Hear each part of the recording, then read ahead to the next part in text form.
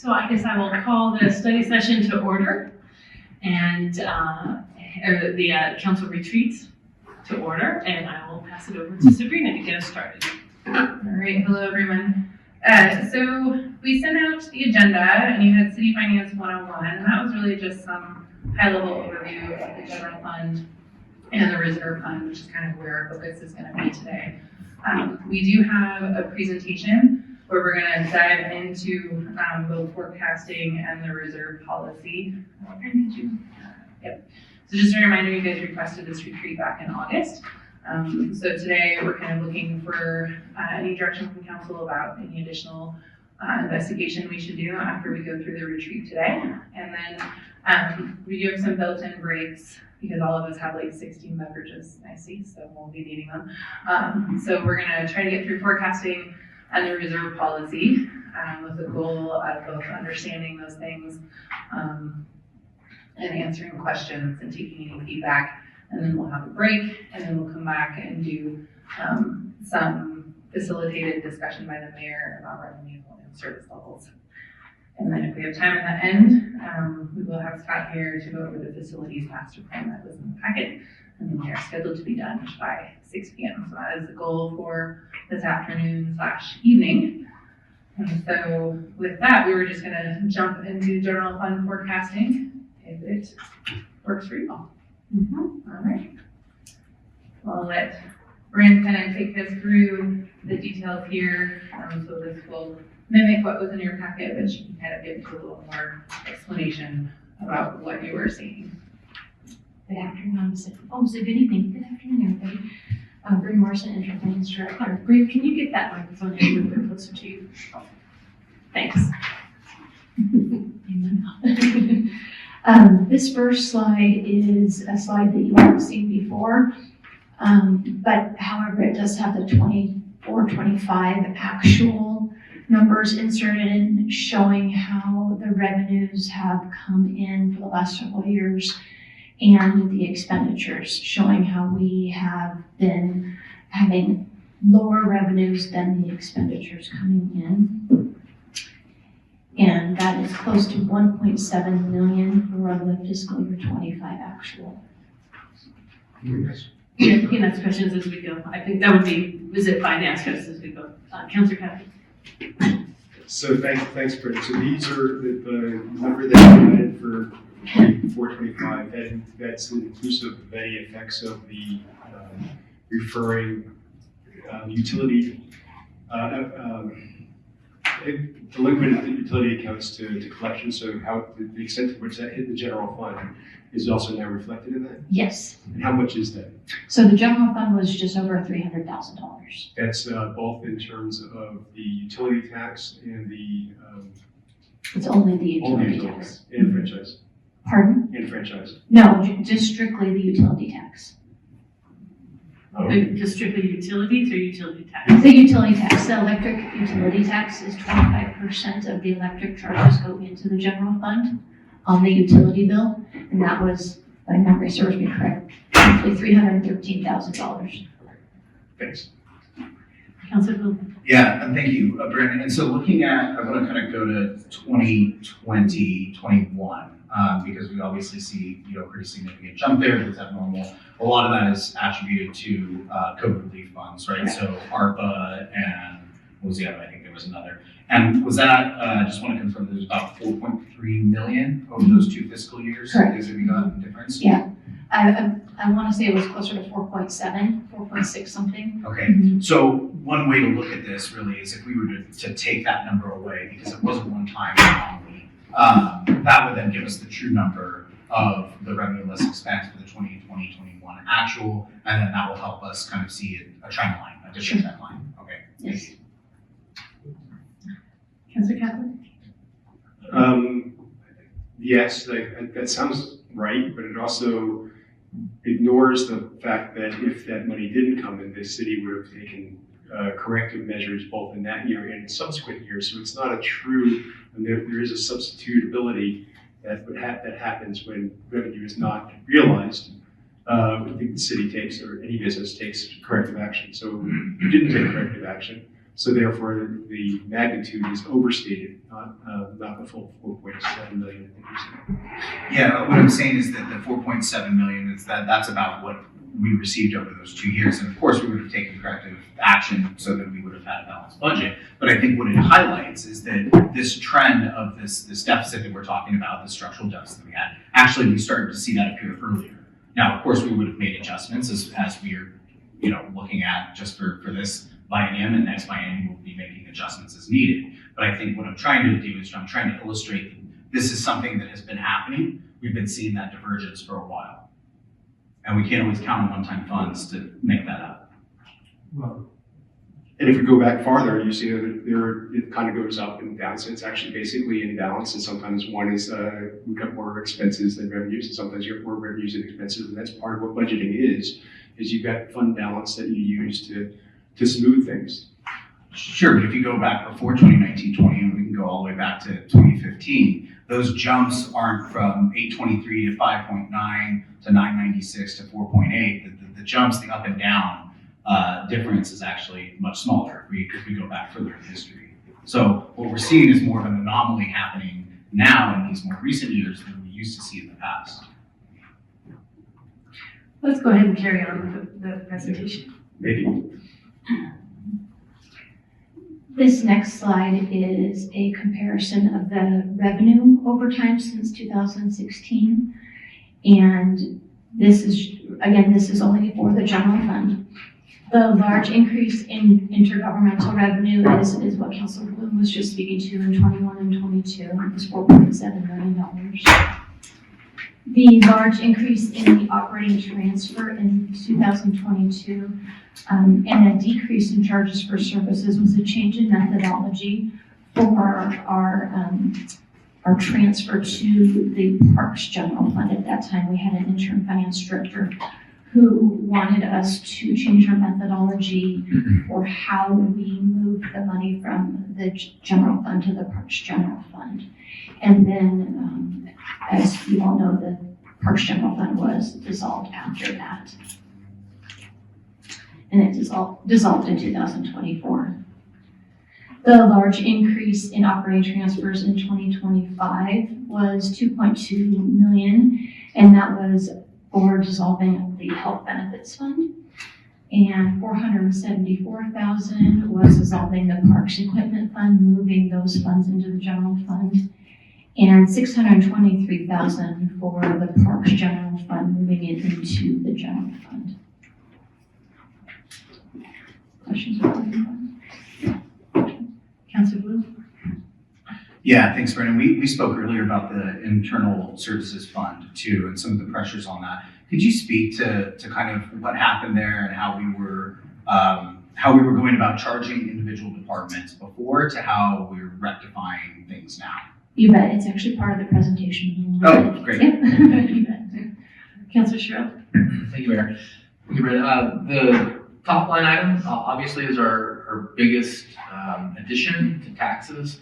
And just knowing kind of the history of the real estate market over the same graph period, can you speak at all to like how 5 and 50 are affecting this and why maybe some of the years have less growth than a 3% assessed value increase or a taxable increase? Sure. And how that works and maybe how that's holding us back? Sure. So, we've had many discussions about measure 5 and 50. And one other key component to realize also is that we do not collect only what Ashlanders pay for property tax. The percentage that we are sent by the county is an overall percentage for the whole county. We budget and we show between 96 and 98% of the collective rate. Right now, we're at about 97% of the collective rate of what we've levied. So that's an important thing also. When we budget between 3 and 3.5. Usually the 3% is the assessed value. Usually the half is a conservative, but an estimate on the growth possibility for the city. And we do not see that much growth. So unfortunately, we're closer to the 3 than the 3.5. Councilor Campbell? So, I'm not sure I understood you correctly. about what we realize and the amount that we collect. Are you saying, I thought I heard you say, maybe I didn't, that it's collected at the county level, of course, the tax assessor collects it and then distributes it to all the taxing jurisdictions, including Ashland for our general fund, but also for the school district, for the library district, for all these other things. Are you saying, did I understand you to say that the overall collections for the county then hit every single jurisdiction in the same percentage, regardless of whether 100% of our taxpayers paid it? Correct. So if we've they're had, a delinquent, so just to put a finer point on this, if there's a delinquent taxpayers in some other part of the county, rural area of the county, that will affect our receipts, even though they're not a taxpayer to Ashland? correct. Huh, how long has that been the case? As long as I've been in the city. And is that normal in other circumstances? I've never heard of that before. Is that this a normal Oregon thing or a Jackson County thing or? I don't know why they use that methodology, but it has been that way ever since I've been in the city of Ashland. I don't know if that is, I would assume it's statewide if they're going to be doing they should maintain the same methodology as other counties, but I don't know. We did see some historical years where our uncollected rate was actually much higher because of downturns in the economy and based on other cities, not just Ashland. Based on the cities of that, so just to do a thought experiment, if every single Ashland taxpayer paid their property tax at 100% and nobody else in the entire county paid their taxes, we would get that, then they're obviously, our collections would be spread over the entire county, and we would have that percentage applied to us of the shortfall. We would be impacted by it. As far as the actual calculation, I don't know what calculation the county uses. But, I would hope that it isn't just a straight 100% compared to 0%. Well, no, I didn't mean 100% here, but that would be spread out. That would be the revenue for the whole county, and it would have to be spread out over all of those taxing jurisdictions. And what did you say so this 2025, this current year, what was our collection? We're at 97% right now. Thank you. Councilor Hanson. Thank you, Bryn. Along these lines, when I was looking at the forecasting, trying to understand the difference between the forecasted 3 or 3.3 or 3.5%, I heard you just say that the 0.3 to 0.5 is our growth that we can't account for. Is that right? Correct. Okay. And then we know that some years our SDCs are really, income is really high because we're producing a lot of permits and there's lots of building activity. In the packet, it said that Cronin Mill might have 400 houses in it. Would you go so far as to, historically, have you gone so far as to look back and see what those trends might be for forecasting? And how does that affect what we're going to see in the packet here when you did your best case, worst case? So I honestly don't have the resources or the time to go back and look at actual project specific and what has come in for SDCs, but we do look at a 10-year average on the property tax when we're making those assumptions. Okay, I appreciate that. Councilor Kaplan, is it a follow-up to what you were just asking? It's on the same taxes, but it's a slightly different question. Okay, go ahead, and then I'll come back to Councilor. Okay. Yeah, we've been talking about taxes as if it's only property taxes, and of course it's not. That line in there is about $20 million. Our property tax collections is about 14. So there's other taxes that are levied, unlike many other jurisdictions that don't have that ability to collect other taxes or very many other taxes than their property tax. So that's a source of diversification of our revenue. Thank you. Councilor Booth. Yeah, thank you. It kind of occurred to me, I wanted to bring this up earlier and I didn't. So looking at the kind of the 2019, 2020, kind of going through to 2023, do you know the percentage of vacancies that we had throughout the general fund and what the total savings equal to? Employee vacancies? Yeah. We average between 90 and 95%. But as far as the dollars themselves, no, I don't have that information. Okay, I'm just curious because I know that we did run vacancies. We had significant staff reduction during the COVID years. And I'm just wondering how that fits in when we're looking at kind of 2019 to 23. how much are we off when we're looking at like, okay, so let's say we saved $2 million, right? And then you get the 4.7 million from the COVID funds. And so again, trying to get a picture of where we actually are. What I'm trying to attempt to do here is I'm trying to kind of take the mask off of what is real and what was kind of temporary or artificial. Because again, it helps kind of paint the picture of where we're going, rather than kind of being obfuscated a bit by those one-time funds and then savings as well. I would assume we have those figures somewhere, because I'm sure that this question has come up before, especially when we came right out of COVID. So we can surely. That'd be great. Thank you so much. Absolutely. Go ahead.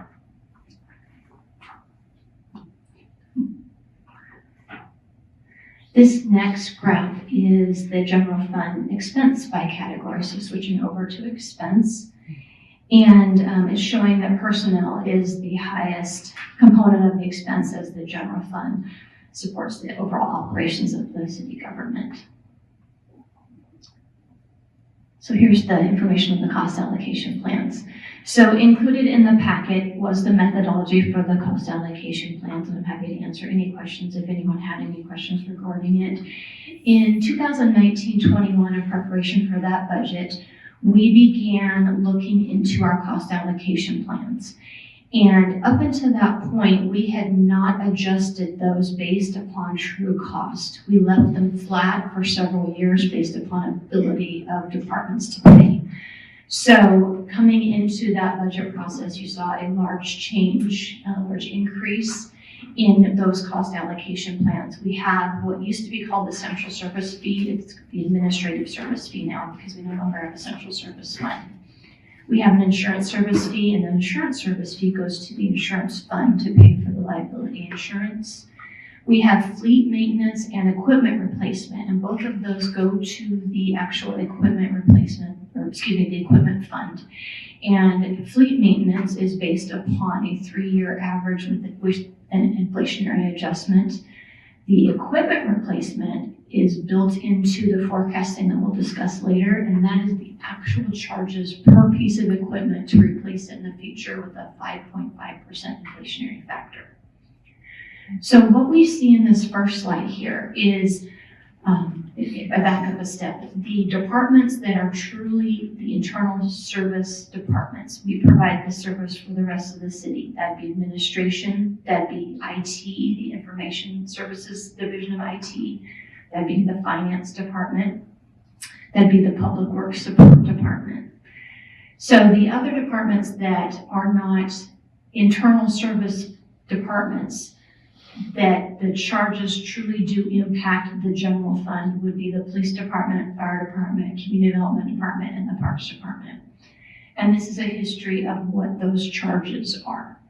The parks department, this is the first biennium where they actually have paid into the equipment fund to fund future replacement for their equipment. That's why you'll see that smaller figure in the 2026 budget of $40,000. Councilor Blue? Great, thanks, Bryn. So I guess this is a good time to kind of go back to that original question. So to kind of understand this, so we've got a set of policies for the internal service fund that says how we charge, right, the individual departments. And so why this relates to the general fund is because we're charged, well, most of these kind of come through their general fund, through their departments, or the way that we charge them is through their general fund account, I guess would be a way to put it, like through admin or something like that. And so basically to kind of use the personnel system. And so what had been happening is that we were saying, let's use an example, Department A is budgeted for 30 FTE, but they only had 27 FTE that were actually in play, but we were charging them for the 30 FTE. So we were essentially, for a period of time, overcharging individual departments, which then obviously contributes to pressures within the general fund. But that has since been rectified, right? Where we essentially, yes, we overcharge, but we use that to then correct and return that money to those individual departments, correct? Correct. So early on, we did not charge enough. We maintained the flat charges because of the inability to pay. Then we did our cost allocation studies, determined that correct amount for the first biennium. And then due to a staffing shortage, we were not able to completely reconcile for the next biennium, so we used a percentage increase of 8%. And now, coming into this biennium, we have been able to rectify the 2025 cost allocation, the actual charges for 25, to charge actually for 26, and then we are within $30,000. So what we will do is we will undercharge. We have a budgeted amount for those fees. We will undercharge by that percentage based upon those cost allocation figures. Right, to bring everybody back into kind of even. Correct, correct. And then quick follow-up question. So in these policies, the way that I read it is that they kind of have their own individual metrics of how we go about charging. So my question is, because they kind of escalate independently, right, based on a percentage, does that create kind of a compounding inflation? And is that an appropriate, correct way to go about charging individual departments within the general fund? I think truing up each year will get us on the correct path. I think it will. The cost allocation plan for the administrative services fee is it's an in-depth, we paid a consultant to develop this plan. The other methodologies are something that we did in-house here. So if we are going to then rectify, for example, the fleet maintenance, it will take more staff work to be able to rectify that as well. But truly, that would be the goal, is to get us in line to where we are charging the actual amount just from the year before. Right. So we don't have that compounding or any inflationary factor that is too high for that time period. So essentially, there is a cost associated, but it is worthwhile long-term in terms of savings to be able to get on a kind of a better system, better policies to be able to have those charges. And an example I would give, we talk about fleet maintenance, if this body decided, hey, one of the measures that we want to take is we want to say, let's stop purchasing new vehicles, let's extend the life a little bit longer. The hard thing is because in the policy, it goes back 3 years plus 5%. So we're essentially, it would wipe out those savings, right? So it's not a hard 3 years. It truly is our fleet maintenance department, Public Works. They do assess every single vehicle before it is replaced. There are some that are sooner than that. For example, if we have a police vehicle that has many hours on it and is costing us more on the maintenance side rather than replace it. And then there's other vehicles that we may extend the use, but yes, all of that needs to be taken into consideration of whether or not we keep a vehicle longer term than the life of that vehicle, and take into consideration the dollars going into that vehicle. So we have a software program called Cartograph, which is something that we use that will track the costs associated with maintaining the vehicles. So that is a goal, is to use that system to better align with understanding where the vehicle is in its own replacement life, to see if the cost, warrants removing it sooner or keeping it longer. And then having updated policies that match that objective so that we're actually seeing true savings. Great, thank you so much, Bryn. Councilor Duquesne? Thank you. Hi, Bryn. Great questions out there, and I appreciate your direct answers. So looking at what was mentioned just a few minutes ago, the vacancies that we had in the past, is that how it appeared to be a balanced budget, was through those vacancies? Well, we had to take everything into consideration. We reduced our materials and services at that time as well. We looked at everything during the COVID time, unfortunately, because we were very concerned about coming out of it.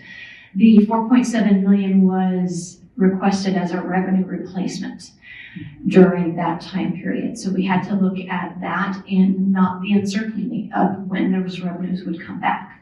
So we looked at the overall budgets and built them going forward also with that in mind, to make sure that we had a balanced budget.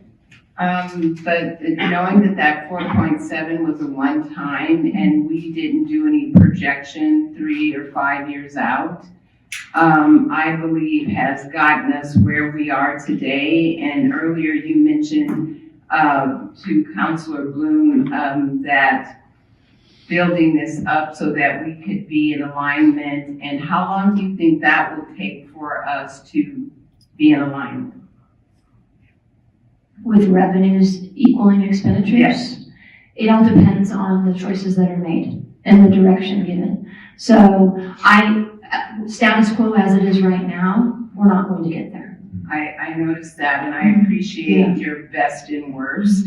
But I was kind of reflecting on what Councilor Bryn brought up and looking at if this body does decide to create a different policy, to go in a different direction. I appreciate you letting us know that it's not, when it comes to fleet, it's not a hard 3 years. We have flexibility there. So we don't know, we just have to see which direction we go in to see how quickly we can get there. Right.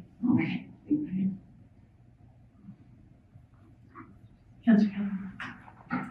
Yeah, thanks, Mayor. So, Bryn, I want to tease this apart a little bit. I appreciate your answers around the change of the charging methodologies, cost allocation methodologies. So this is an expense line. This is internal services that are charged, paid by the general fund for services that are received outside the general fund. There's a corresponding charge in the other way, the administrative service fee that we didn't talk about, that is actually twice the size of this, because the general fund departments provide services to the enterprise funds, obviously, utility billing and other kinds of things. You talked about the changes to really true up the allocation methodology here. Was that also done on the other side so that we're getting true values for those charges? What has been trued up is only the administrative services fee. That's right. Well, that's the big one. Is that what you're asking? Yes. Yes. The administrative services fee. Okay. Yes. And this as well, this cost allocation, which is not administrative services. This is not. This is the general service charge. Mm-hmm. So, okay, go to the next slide and I'll show you the end. That's fine. So this is the administrative, these are the internal service departments and what is paid by other departments for these services. So maybe this is going into your question. So, for example, other departments pay, other funds pay for administration department for their insurance, for their fleet maintenance, for their equipment replacement, and so on going down the list. So these are the amounts that are paid to the general fund by other funds. Within the, sorry, Councilor? Yeah, trying to help, well, see if I can tease this out with Councilor Kaplan here. So is a good way to look at it, because we've got two different slides here, two different numbers. We go to the interactive budget and we go basically annual revenue versus expense, and then just highlight the internal services fund. That will then give us the difference. That full cost will be what, plus the administrative services fee, because we do not charge the administrative services fee only to then bring in the revenue. So, because it'd be a wash between the general fund departments. Okay.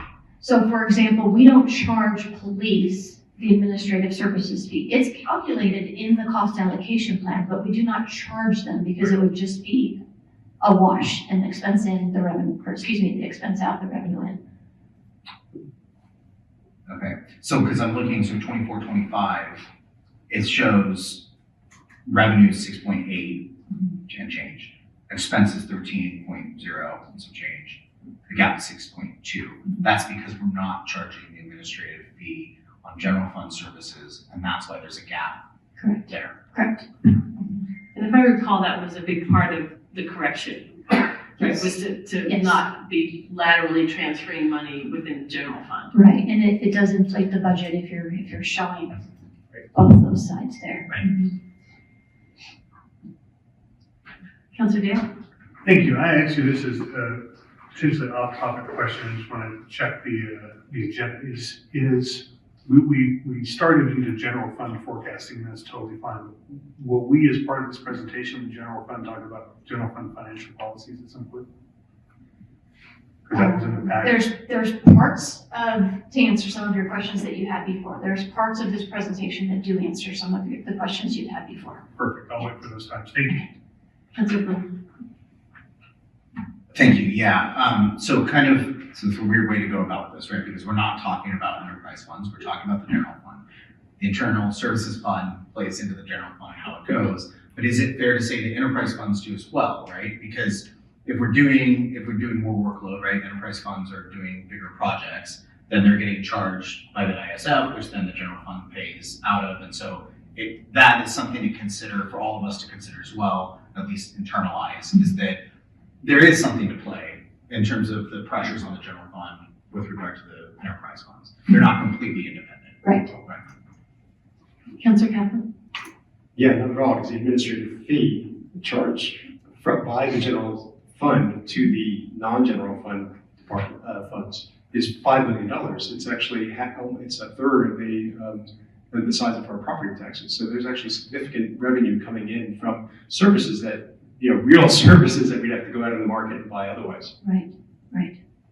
And one other question on following all of this. You said that you changed the methodology. My understanding was that this was also subject to oversight by the auditors. Do the auditors also do testing or just make sure that we're not getting way out of line? So it's a recommendation from them. Okay. And this is the first year that we have trued it up, for lack of a better term, and done the reconciliation. They looked at our overall history back to undercharging for many, many years to possibly, and now overcharging and now getting us more in line with the recommendation that we would each biennium reconcile those fees.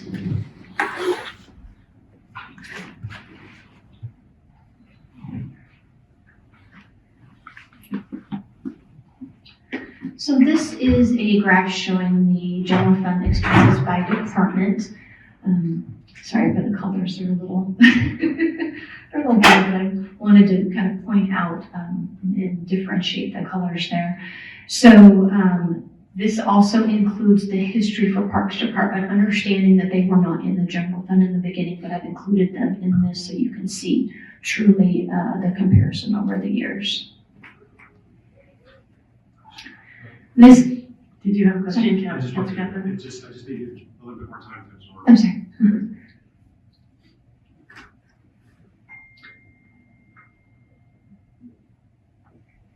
Bryn, could you speak to the shift in the finance department between 2021 and 2021-22? Just so that people know what we're looking at and why that suddenly drops off. That is the change in the methodology for how we transferred the funds from the general fund to the Parks General Fund. At that time, it was an expense in the finance department. So that's why you see that reduction in the finance department. Great, thank you. Councilor Kaplan.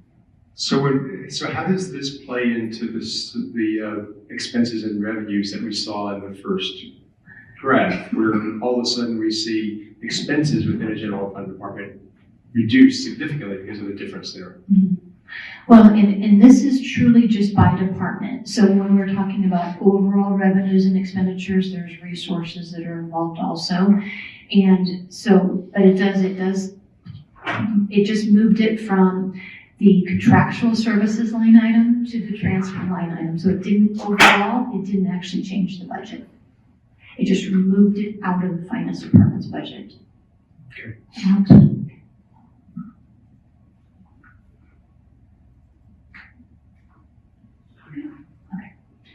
So moving on to, this is by department. So this will show you the data behind those, the charts from the previous page. And I'll just go over some items to mention, worth mentioning by department. In administration, there was a reduction in 22 and 23 due to lower personal services costs.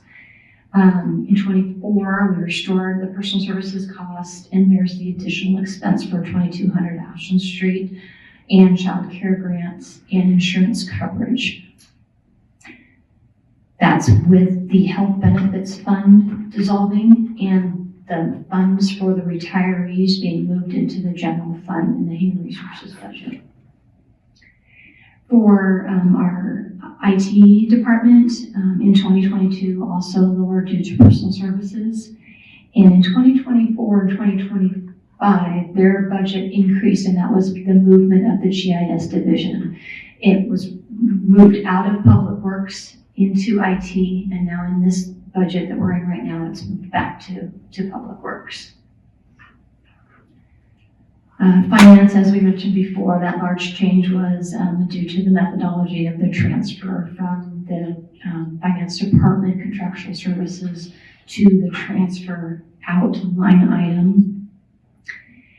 Police, their fluctuations are primarily due to staffing over the years and vacancies. And in 2024, their equipment replacement amounts increased due to higher cost to replace some of their vehicles.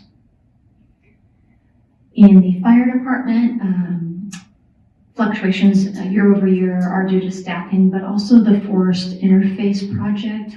We've called it several things over the years, the wildfire project, the forest interface project. So now that program is in its own fund, the Wildfire Risk Reduction Fund, which helps us to identify the resources and expenditures for that program to where we can remove it out of the general fund, and the wildfire risk reduction fee goes straight into that fund now, as well as the $50,000 a year from the water fund.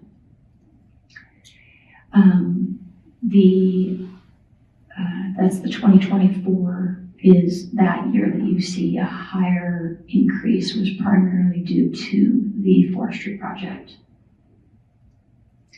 In Public Works in 2022 was the increase due to the facilities division.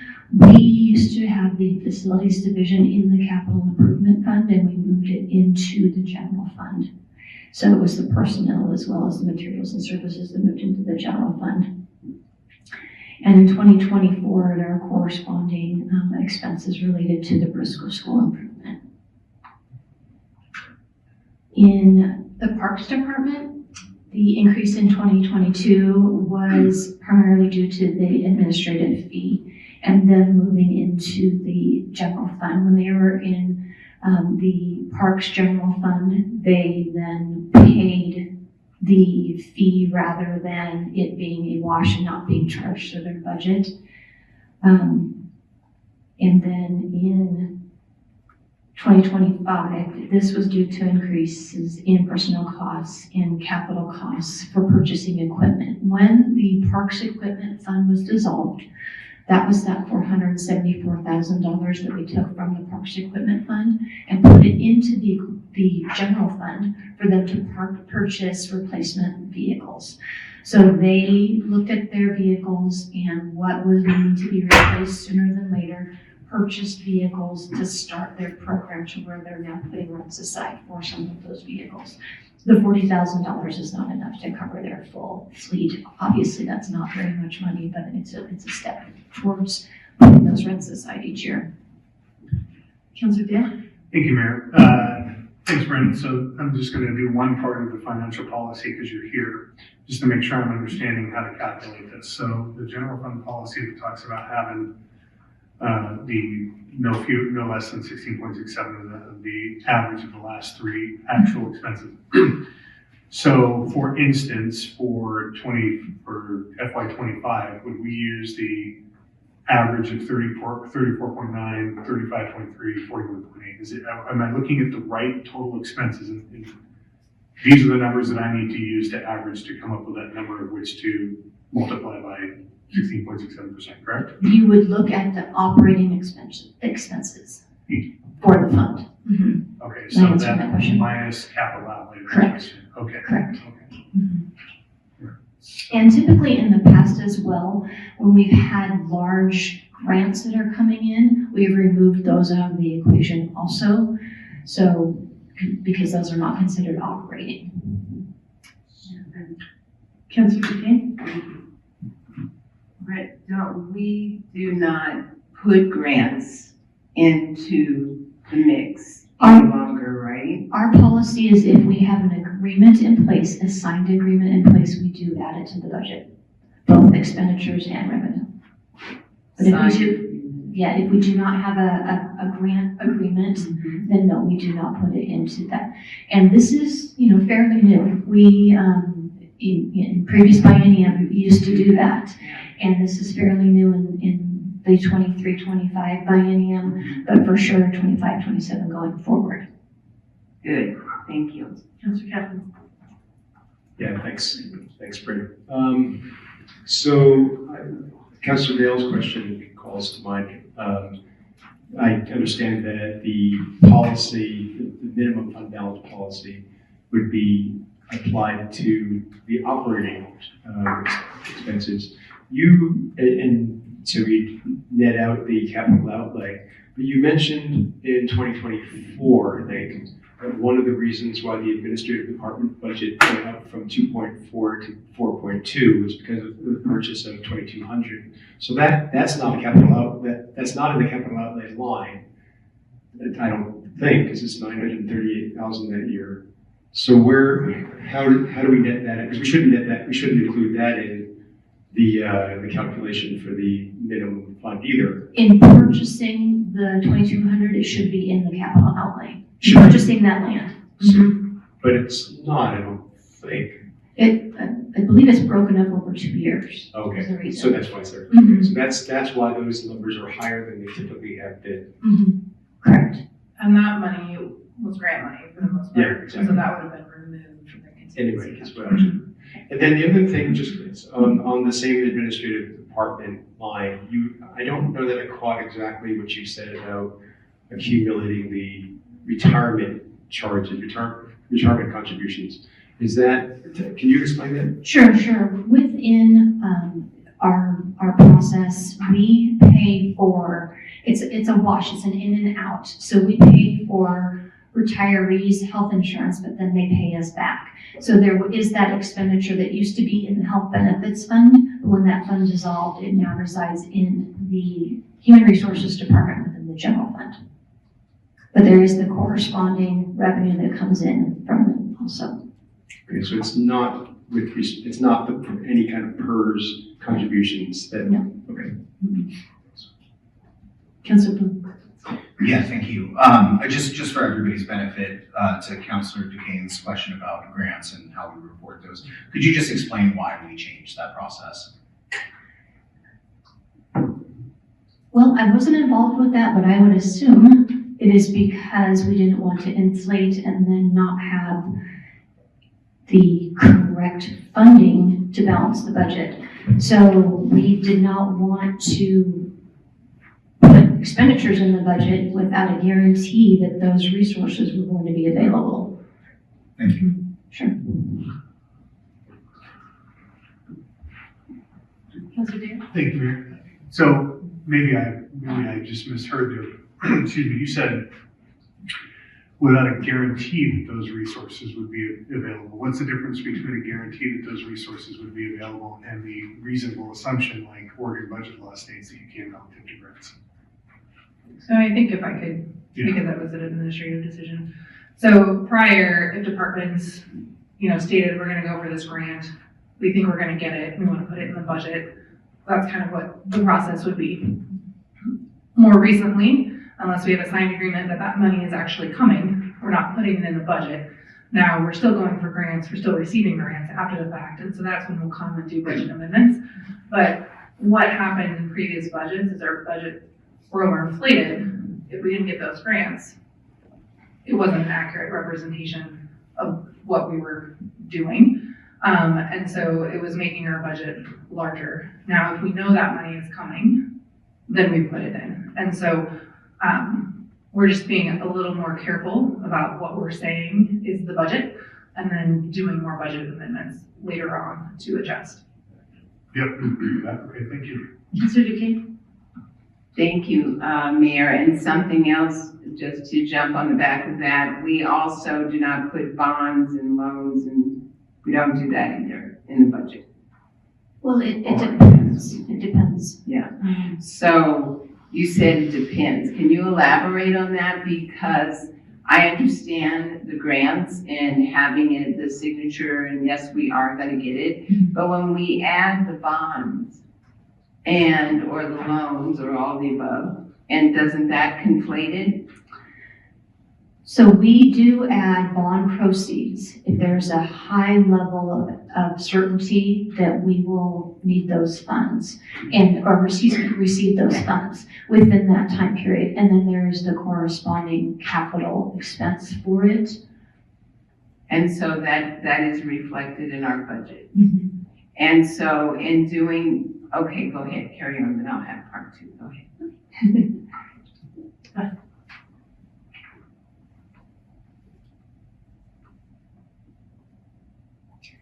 So now we're getting into the forecasting. Is there any questions on the history before we get into the forecasting? Okay.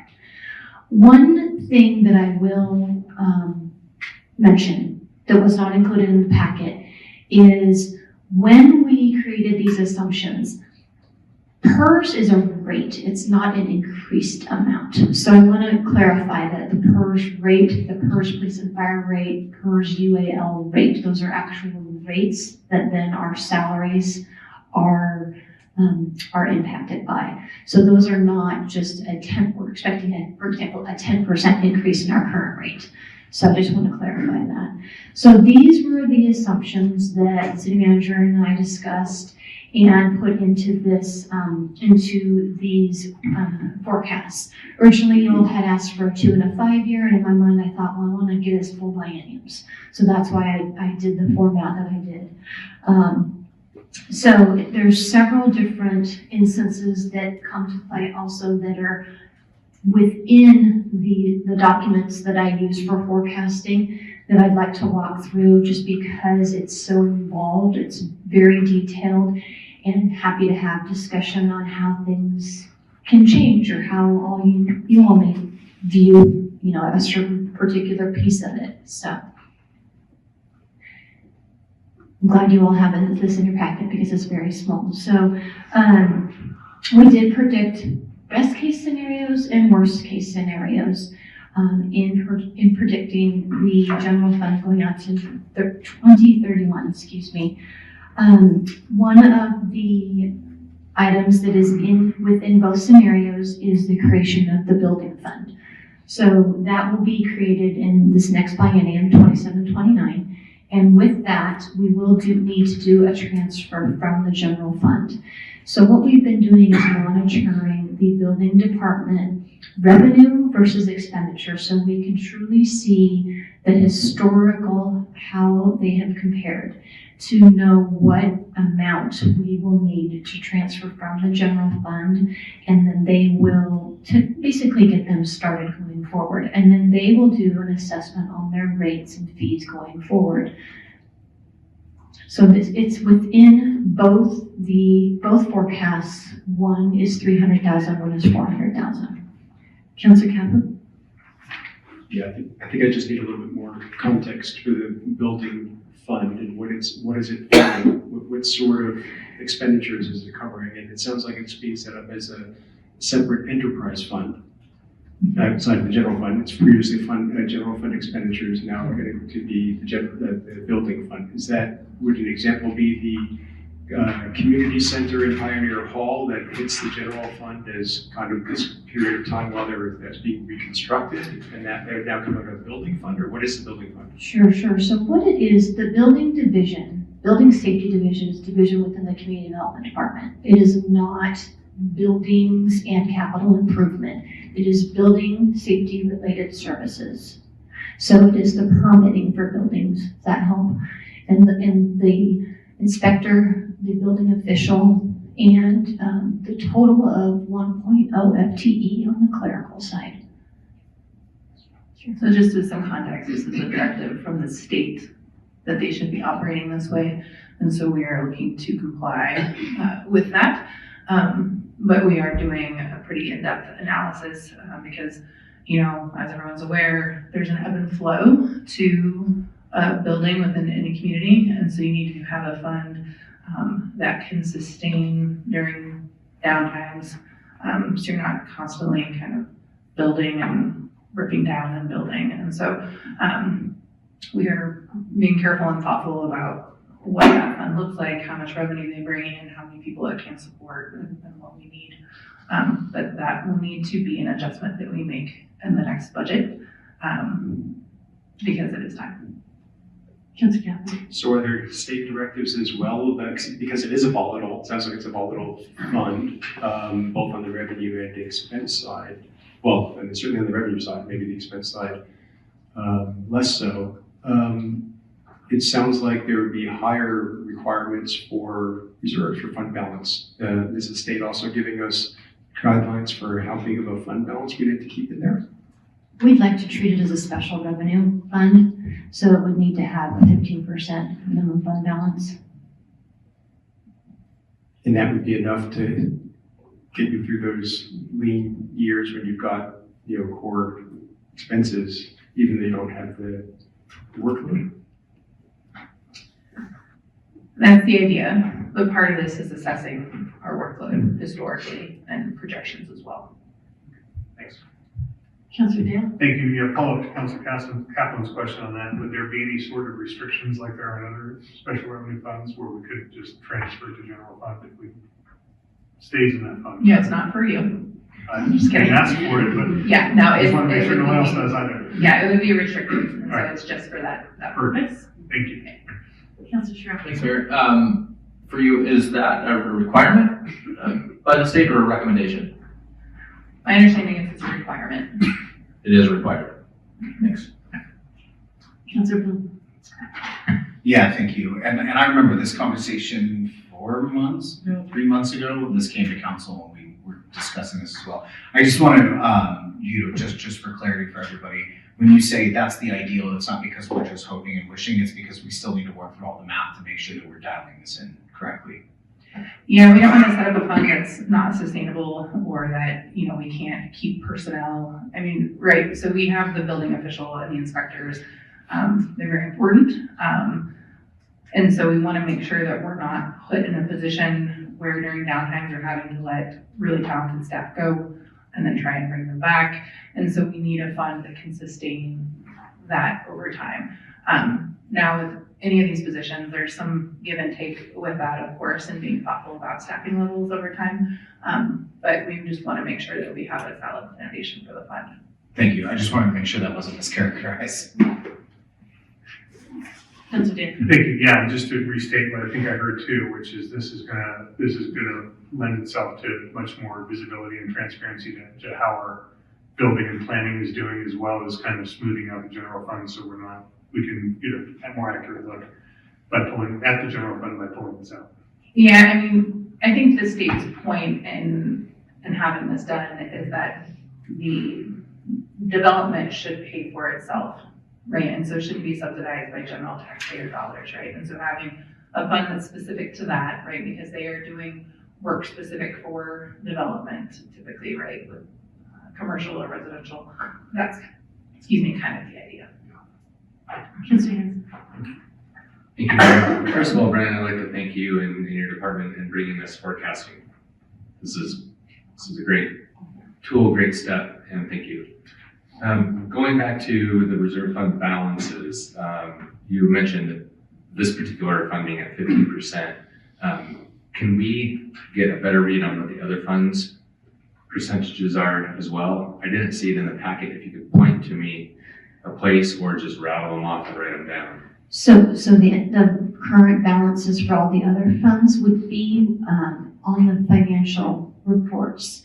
So on our website, I don't have all the funds right now, but on our website is the September. 16.6.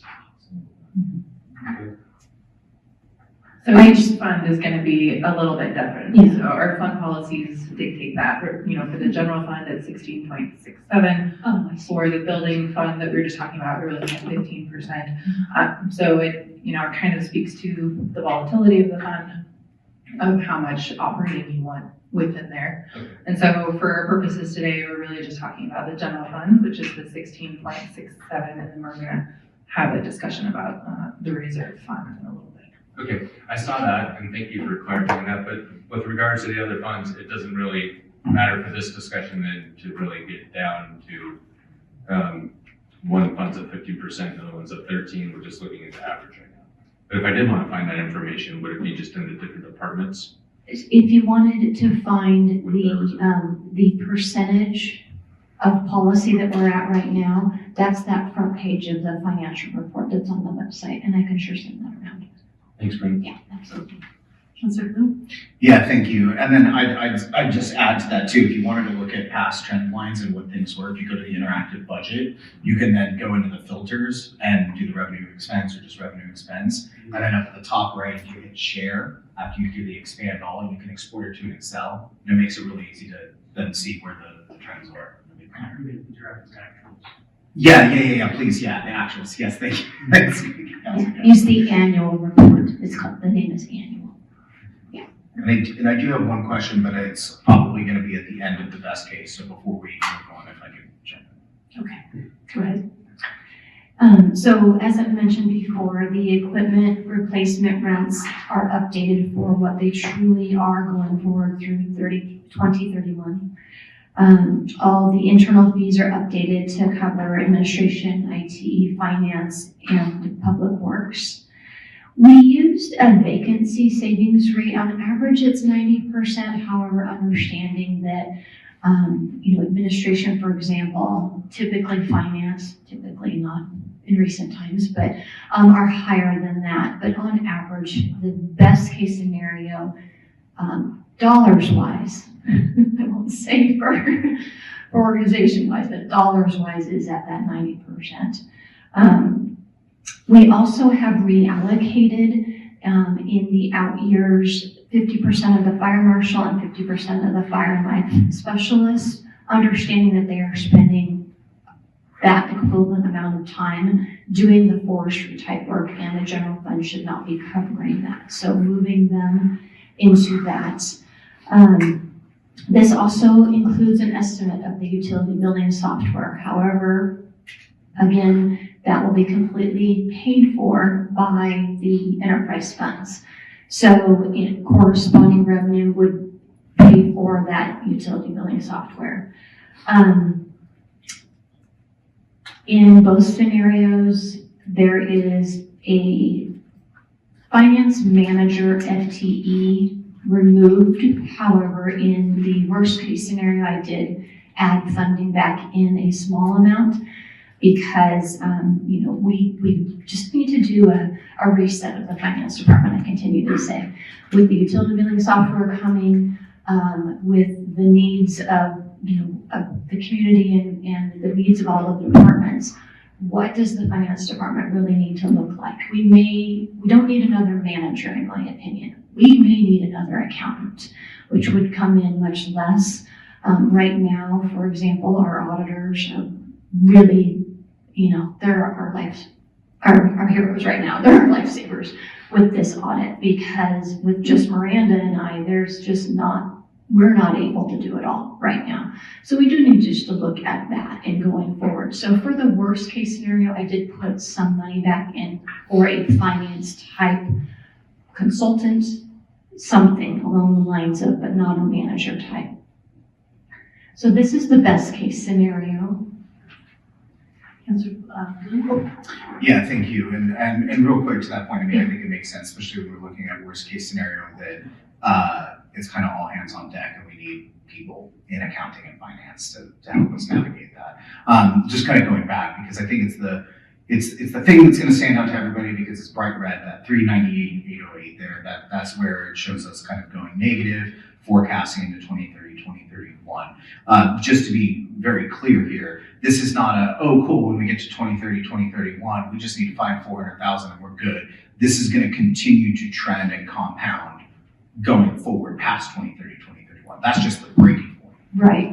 And forecasting truly is forecasting the true cost, the true revenue, the true cost. When we budget, we're making it. Budget is an estimate. It really is, but this is an estimate also. So this definitely is something I mentioned before. It needs to be revisited. It needs to be looked into periodically, because we cannot wait until we get to that biennium and preparing that budget to address this. Councilor Dale? Thank you, Mayor. So going back to the financial policy, I just want to make sure I got my definitions right in what I'm seeing here. So in the policy, it talks about maintaining and quoting an unrestricted and undesignated balance. And then down at the bottom left, it says unassigned. Does unassigned mean what I just said? Yes. Okay, so then the question would be, how would one go about calculating, how would one know how to calculate the unassigned balance in the general fund on any given day? Right, so there are several aspects that are restricted or committed. So restricted is by law, and committed is something that council has asked us to do, basically. So we have some items that are restricted that we have to hold out of the unassigned, but then we have committed funds also. So we have a reconciliation that is done monthly by our accounting team that shows by fund the items that may be within that restricted or committed portion. For example, restricted downtown parking monies in the general fund. Committed, the Grubbs case is committed in the general fund. So those funds are set aside, removed from that fund balance, leaving that unassigned portion.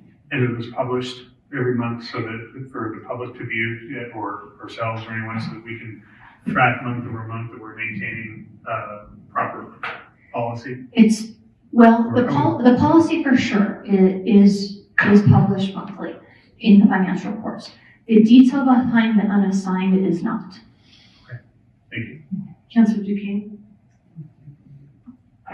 Thank you. Honestly, Councilor Dale asked my question, so asked and answered, but since I have the mic right now, I just wanted to ask you, Bryn, can you kind of go over what you said before? You don't feel like the finance department needs a manager, it needs an Accountant. accountant. Yes, some sort of accountant, some sort of worker bee. We are all working managers in the finance department, and that is what we've always been, and that's what we will continue to be. So by no means are any of the managerial staff in the finance department not operational as well as supervisory. But we just don't have the bandwidth right now. We are doing the best we can, understanding that we will do this shuffling. We lost, unfortunately, also an accountant in the most recent time. So we've lost a finance director, a manager, and an accountant. And that has a big impact on, what we are able to accomplish, because as I mentioned, we are operations also. So to have, those three higher level positions vacant, it is detrimental. We have our staff accountant who has just started, but she's 3 weeks in. So she brings, the experience, but getting her completely up to speed will take months. And Bryn, I appreciate that, because to have, like you said, a worker bee, to be able to have that person who's knowledgeable and boots on the ground, I feel like is more important than this finance manager, director person. So I 100% agree with you, and I agree with you when you mentioned that we need to do this more often, because I believe we need to keep our hands on the people's money so that we can better do the people's work. So I appreciate this.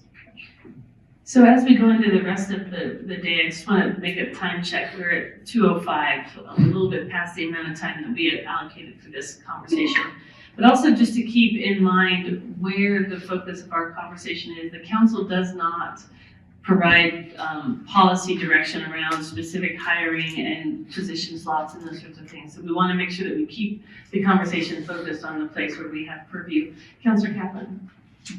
Thanks, Mayor. Two points. One, just to follow up on this last conversation and to make sure that folks at home understand that, Bryn, you were talking about finance manager, that is different than the finance director. Right. There's a level of finance director, finance manager, and as you said, accountant. So you're not suggesting that the finance department is going to eliminate the director position, it says eliminating the finance manager position. The other point that I just wanted to go back to as well, keying off of what Councilor Bloom said, the red mark on the bottom, that is red, that's negative. It's a negative comparative fund balance policy to fund balance expected. So it's saying that the fund balance in that year is expected to be $7.9 million. Correct. But the policy is that it should be $8.3 million. So therefore, we're negative according to our current policy. If that ever were to happen, we need to find a way to get back above that minimum within 3 years. Preferably the year. Yeah, there's a little ambiguity in the Sure. way it's stated as well. I agree with you. It's a little surprising that it says I think no less than 3, but it should be no more than. Right. But yeah, you want to get back right away. Anyway, okay, that's a different conversation. But I just wanted to contextualize that for folks that may be looking at that and thinking that means that we are absolutely already burned through all of our fund. Councilor Bryn? Yeah, thank you. Thanks for pointing out. I think it's a really good point. And you know, to kind of, you know, build off of that too, I think it's worth noting that we're going from 14 million to 13 million to 12 million to 11 million to 9 million to 7 million. So yes, it's not like we're negative in what our overall is, but if we continue the trend of drawing down our ending fund balance, we will be negative, policy or not.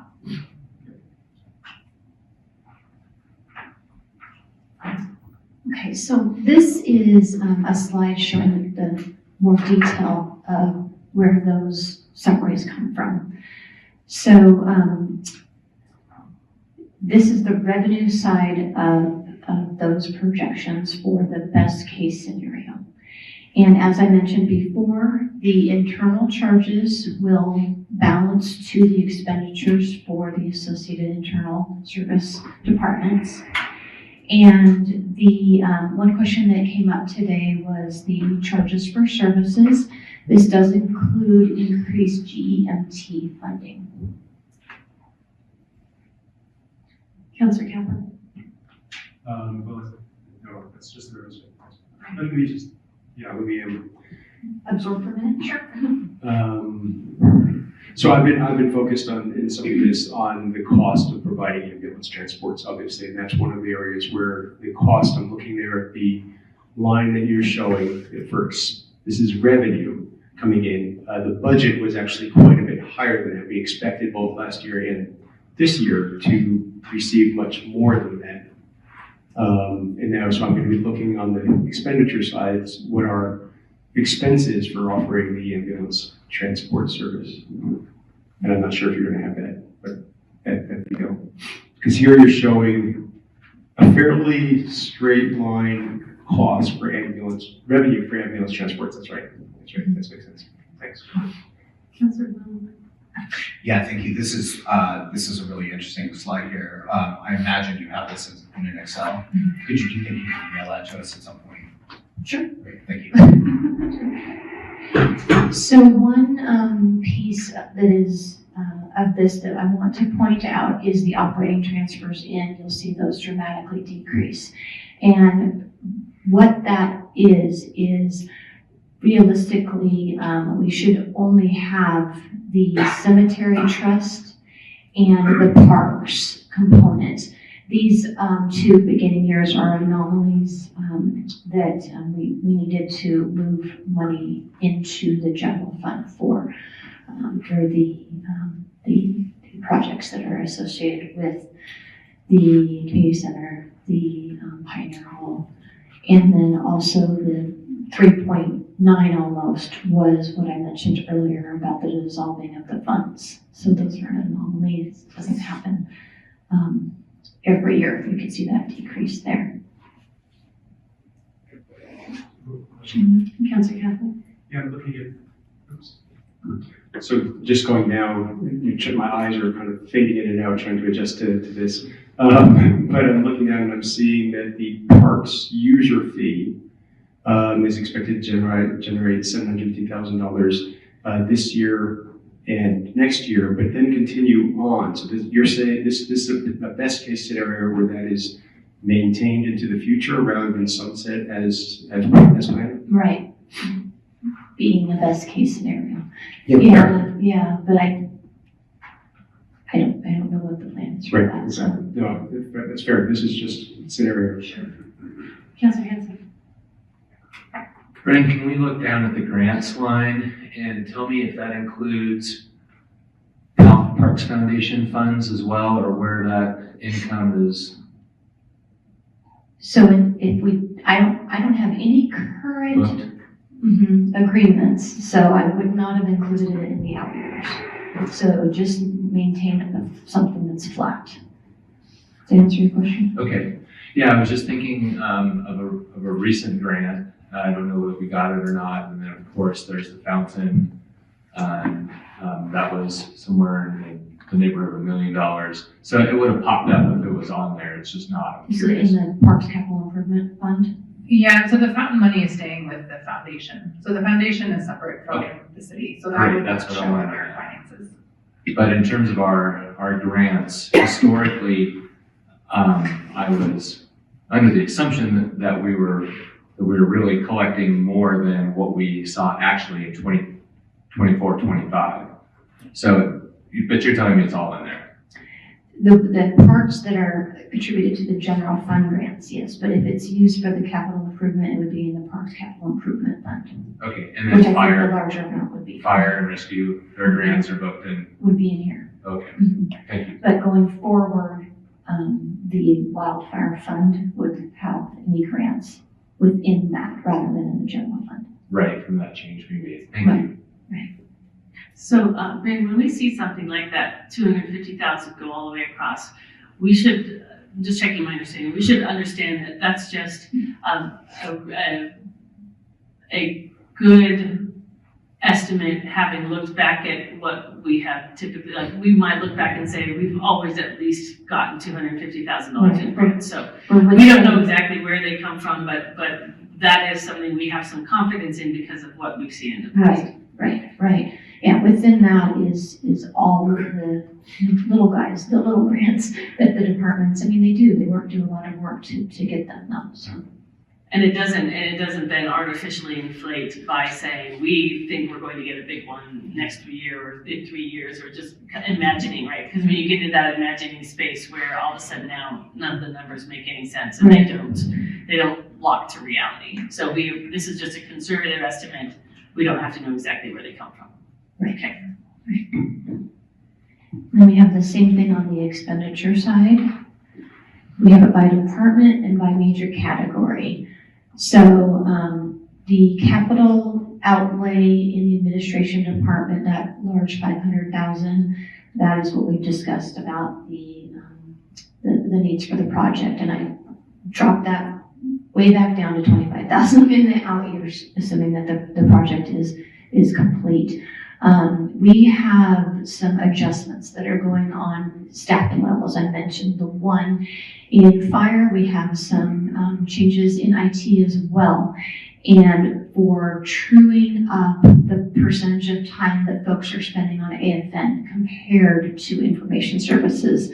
So moving some of those costings into the telecommunications fund rather than in the general fund. Finance, again, the 26 forecast and 27. 27 is back up a little bit, but 26 for sure is lower due to reduction in staffing vacancies. The band is held pretty flat, minimal increase. And then it shows wildfire, what it will be in 25, but then removed for 26 going forward. And then if we go to the other departments, you'll see public works. And I have decreased the capital outlay for public works pending any facilities type discussions on deferred maintenance. So that is definitely something we'll need to adjust pending your discussion and what your determination is. Also, building is removed in the out years. Building is actually included in the 26 forecast, but then it's removed out of the 27. It's just up within those personal services and material services lines there. Parks, their capital outlay is truly their what they allocate for equipment type purchases. And then you'll see all the transfers out, and that transfer out to the building fund, that's that $300,000 that we discussed moving them into their own fund in 28. Housing, that $100,000 is $100,000 of the marijuana tax that we have decided that each year will go into the housing fund. Transfer out of CIP, that I've held flat. Transfer out for debt service. Those are the true debt service payments. Cemetery trust by charter, we have to transfer $500 a year out. And then I've shown you the contingency that we'll use in this year for transferring into the city's capital improvement fund that we will bring to council in December for the overages in the community center and Pioneer Hall. But then the bottom then corresponds to that roughly $400,000 that we are not meeting policy by the end of 31. Councilor Sherrill? Thank you, Mayor. Bryn, if you can back up one slide, and this might be for the city manager as well, but like, was it too abstract to consider looking at the long-term best case scenario for fire in conjunction with exploration of our consultation and exploring a fire district to greatly reduce that cost? So right now it's a little too far out. So I think we need to have the discussion with fire being present, as they are a big impact on the general fund. We are doing a deeper dive into fire data. So our ambulance versus fire, our staffing models, what the ASA and having the ASA means for the city. And so we'll look to bring that to council probably early spring, to have that discussion with what we find. And then of course there's the bigger regional study going on that you've referenced, but it's a little premature to assume that fire will not be impacting us anytime soon. Because if there is movement towards a district, let's say, that is a ballot item, there's many steps. And so we need to have this conversation with fire as is, and then continue that conversation moving forward. Copy, thanks. Councilor Campbell? Yeah, so following on that, my earlier question about the revenue associated with ambulance transport and the costs associated with ambulance transport, you have what I'm hearing from Sabrina is that you're looking into this and looking at actually staffing in the fire department to see what makes the most sense. I gather that none of that is reflected in here at this point. That's what's reflected in here is just exactly as currently staffed with 8 single roles and all of the firefighters as well. Yes, that's how we did it. When we bring it back, there's a bigger policy discussion to be had about the service area and level of service and, having our own ambulance versus not having ambulance and things like that. And so for the purposes of this discussion, we've kept it as is. But I think, there's an asterisk with there needs to be more discussion. And we'll be looking at that department specifically in depth. Councilor Hanson? Thank you. Glad we went back. I was going to make the same request. This last biennium, we did a restoration, thinning, climate adaptation work up in our watershed, and we fell short on some of that cost recovery. Do we have a similar project slated for this next biennium? Is it in the forecast? And where did the last project land? I assumed under fire, but I'm not 100% clear because it was grant funded and I don't know. Are you talking about the helicopter? Yeah. Lobby? Yes. So moving forward, that would be in the wildfire fund. So part of the directive in increasing the wildfire fee to the fire department, specifically the wildfire division, is to have plans for both the watershed and then for within the city, right? Because those are 2 different threats, 2 different ways to address that. And so, part of creating a wildfire fund as a fund and developing a fund policy is to have a fund balance to be able to save money over multiple years to put towards large projects like that so that it doesn't impact the general fund the way it did before. So we're saving for when that needs to happen, because I do believe the general fund contributed about $500,000, if not more. And we recovered some of that through sale of, the timber. But there's, it's an investment to do that, that we're not gonna see potentially full cost recovery, especially if you take staff time into consideration, right? And so that is the purpose of the specific fund that is restricted in how we use it. And do we have anything on the books for this next biennium? Are we prepping for our next project? I'm sure they are, but we don't have anything set in stone. And until I see that, that money will remain in that fund.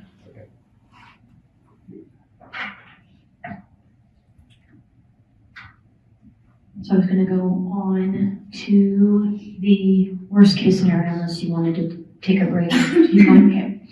So the worst case scenario, and I hate to say worst, but reality of it all.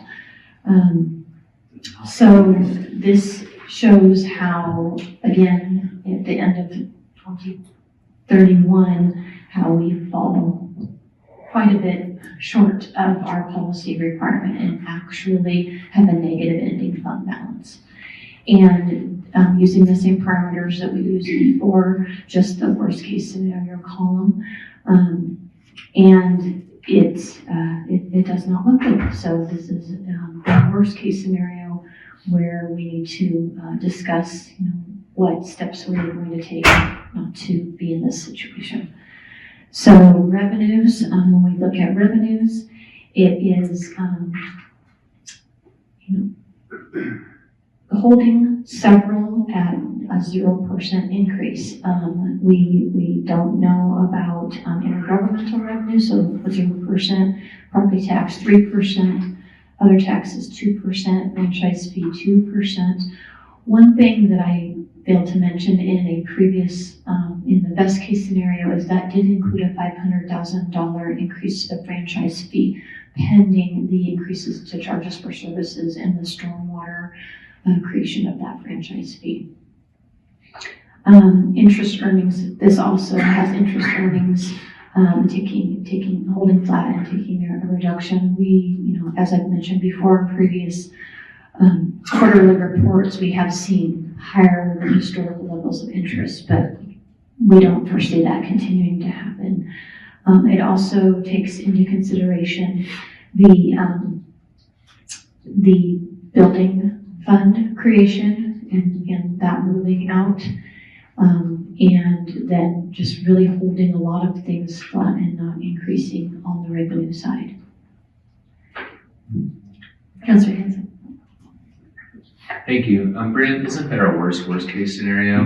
We began the meeting with talking about collecting property tax and how Jackson County pays property tax and how we're kind of at the aggregate of everybody in the county. If everybody in the county doesn't pay their taxes, then the pot is much smaller. So, I mean, it's impossible to speculate. I don't know, we could go back and look at 2008, some recession year, to see if people actually paid their taxes. But I mean, worst case scenario, we can't even imagine that, the We were county's at not receiving 92% revenue. then.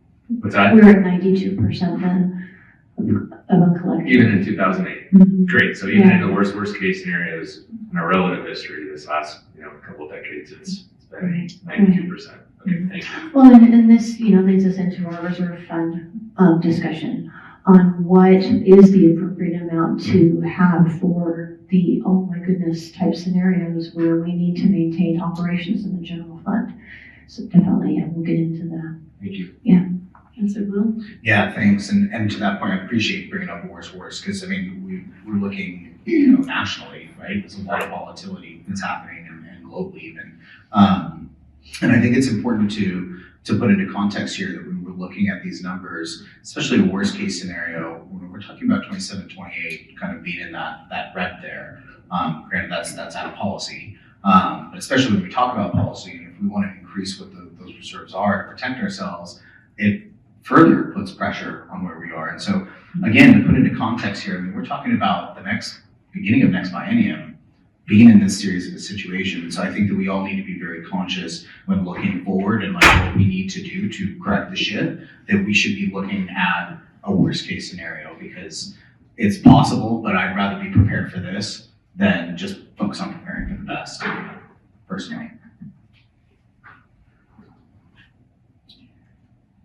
We'll go into the expenditure side. So again, this is. Could we go back? Oh, I'm sorry. We Yes. skipped. Okay, sure.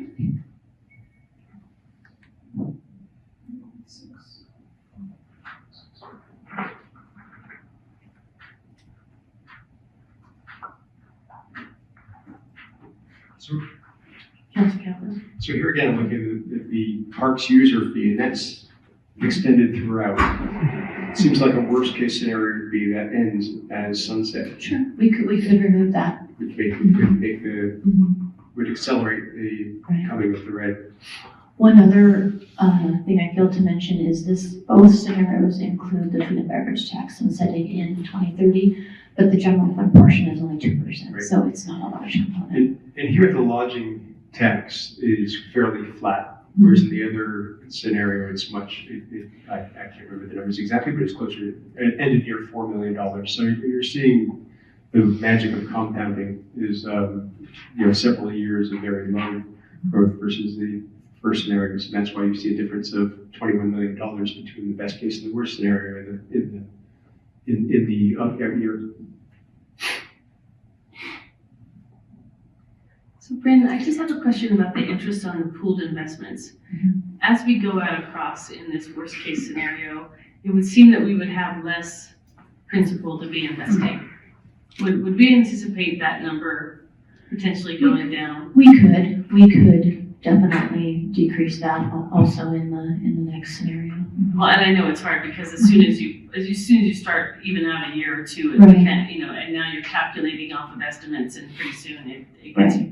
Right, we probably should reduce Some that. amount Mhm. of lowering of that number as if we went down this path and we had diminishing fund balances. Yeah. Councilor Caplan.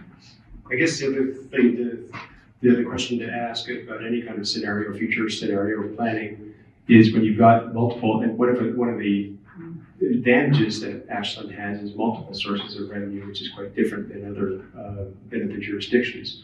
So the question is, to what extent some of these worst case situations are correlated and might happen at the same time versus be, in some senses, countercyclical. So for example, I can see the lodging tax, could, if there's a recession, if people aren't traveling, that might actually reduce,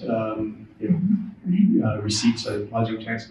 That's not necessarily the same situation with the electric user tax, which is going to be flat or increasing just normally with electricity usage of people living here. So some of these things may not happen actually all at the same time. So this worst case scenario, in a sense, does present not a worst because there is something worse if you want, but maybe is a little bit, doesn't attenuate some of those negative circumstances with some other things that wouldn't necessarily happen simultaneously. Right. Councilor Bloom. Yeah, thanks. And the inverse of that too. I mean, you're right about the electric users tax, but at the same time, we have a deep recession. We're not going to have tourists, but we might also not have residents who are able to pay their electric bills. And considering how many millions now we're still underwater on, it's worth considering that those monies might not come through either. Well, and I think it's also, that we're not likely to see an issue like that develop again. There was kind of a perfect storm of pandemic and internal staffing elements that led to that. So I wouldn't anticipate that we would see any kind of that number. But I think there is a lot of volatility out there, and I think we can't necessarily predict all of it, or even, our reality will probably land somewhere between these two documents that we have in front of us. Okay, go ahead. Okay, so the vacancy rate, as I mentioned before, is averaging about 25% in this scenario. This includes the utility billing software coming in higher than the other scenario with ongoing costs. Again, the enterprises will pay for that. This scenario also includes fires overtime remaining above $700,000 per year. So hopefully that is not the case. Includes the full removal of the finance manager, but a small percentage put back in for consultant type work. Higher equipment costs for police and fire. And this also includes in public works budget, the capital improvement line item increasing a little bit more just for some deferred maintenance. But not necessarily to any sort of level that would make any big project movement. Also $400,000 use of contingency for fiscal year 2026. Transferring out to the building fund the 400,000 rather than the 300.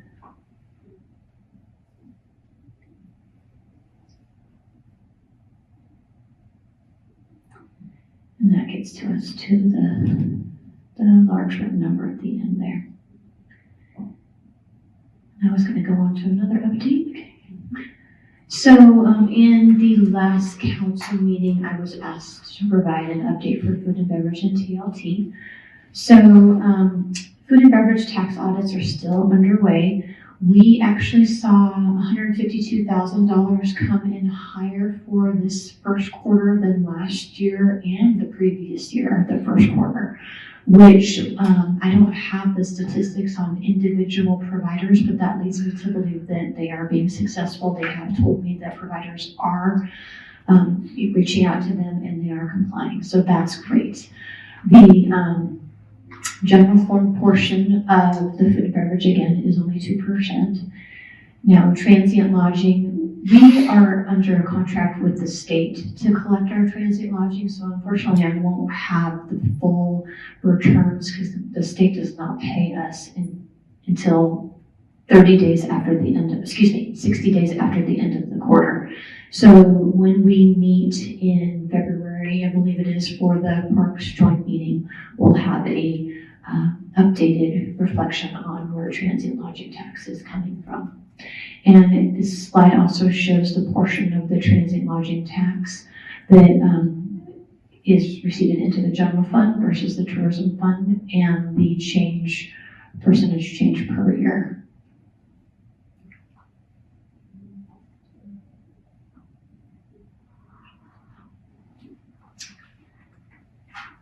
So there was a request to review the healthcare history.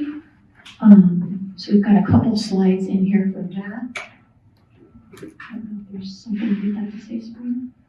Yeah, I think this is just because personnel and insurance is a big expense for the city. Just some history of how we have adjusted our insurance over the years. So we were self-insured for a few years. That didn't go well, and so we are back with the CIS being fully insured.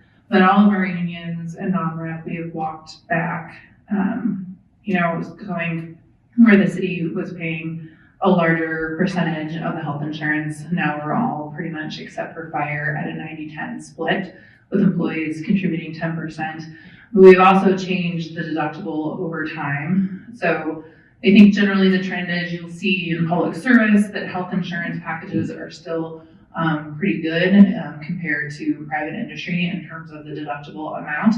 But this is one area that we continue to monitor because we are seeing kind of double-digit increases year over year with the cost of insurance and how we manage that cost as part of the compensation package with employees and how we adjust to ensure that we're staying in line and competitive, but also being reasonable. So this is just some history on kind of what we've done with that.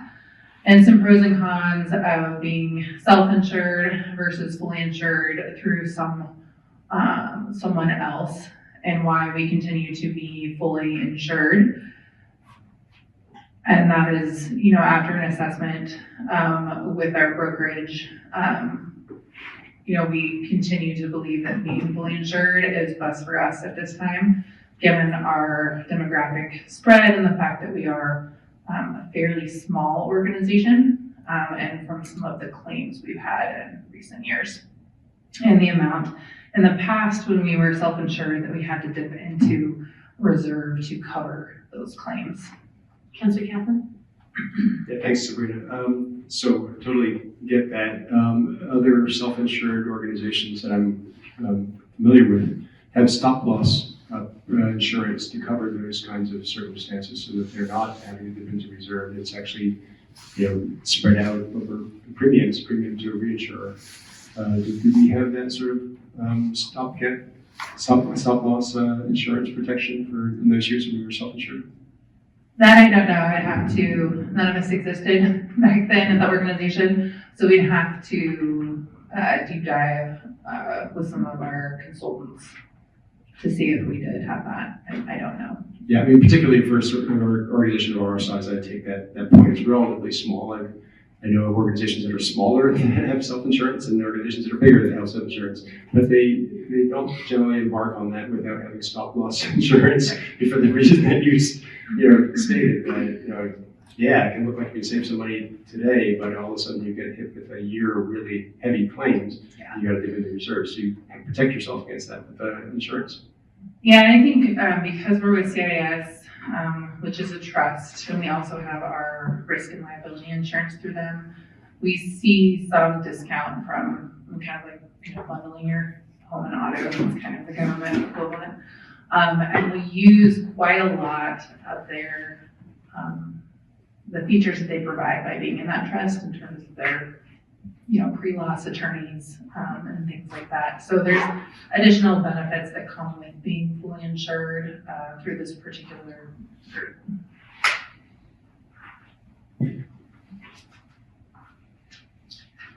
Okay, so now we're gonna move on to the reserve fund. So, let's Want to take a break? let's take a break first, and then we'll pick right back up at the reserve fund.